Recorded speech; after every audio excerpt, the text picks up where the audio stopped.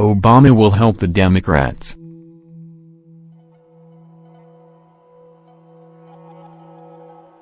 Ever since former President Barack Obama left the office, he's been trying to convince us that he will stay out of politics.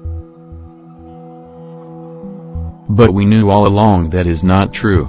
He has been making a list of things to help Democrats accomplish. The Democrats have been lost without him, and we can see that very well. The liberals need his guidance, and they finally got it. Obama officially announced that he will build a bench for the Democrats to sit on. Because tomorrow's president is today's state senator. And he knows that very personally, DNC head Tom Perez stated, talking about former President Barack Obama. The DNC want Obama's help for a long time now, and so far, they didn't get anything. But it appears that he will be back in a huge way soon. So, we need to be careful of such behavior and do something to prevent it. When you lose 900 state legislative seats, those are people who could have been the next governors and senators and cabinet positions, and that is something he is very committed to, Perez added. As conservatives, we must be informed about the situation. Obama will be revengeful at the conservatives because we have beat him many times before.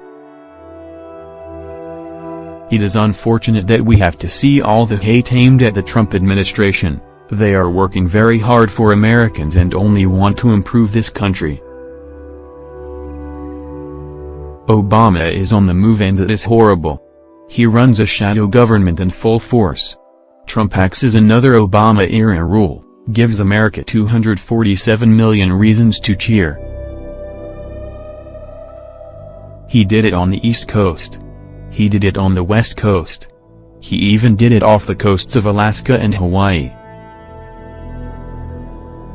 Barack Hussein Obama signed executive order after executive order to block fishermen from plying their trade in millions of acres of ocean. It didn't stop at fishing, but he did seem to have a certain fetish about water. Perhaps it was all the overseas traveling he did as a kid, or perhaps it was all the overseas travel he did on vacation as president. Whatever the reason, BHO appears to have had an obsession with water. Now, his last waters of the United States, WOTUS, executive order, signed only days before Trump's inauguration, has come into focus. And once again, we see President Donald Trump reversing a damaging Obama order. Breitbart. The Environmental Protection Agency, EPA, announced Tuesday, to the delight of rural America, that the Trump administration is moving to rescind the Obama-era's Waters of the United States, WOTUS, regulatory rule.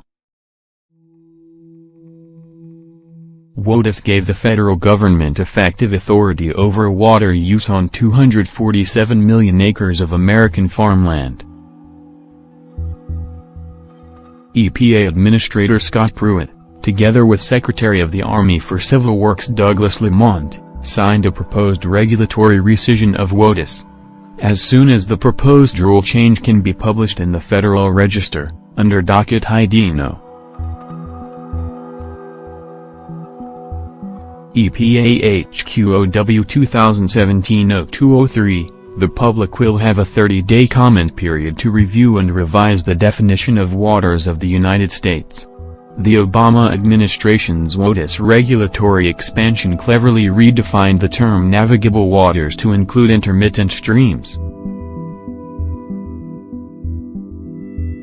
Environmental activists hailed the WOTUS's expansion of federal jurisdiction over land and water use as an essential common-sense rule to protect water for wildlife and drinking water supplies for 117 million Americans. The only problem was that WOTUS gave federal regulatory control over any land surface that had ever experienced rain flow, had been flooded, or had irrigation ditches, which is just downright wrong.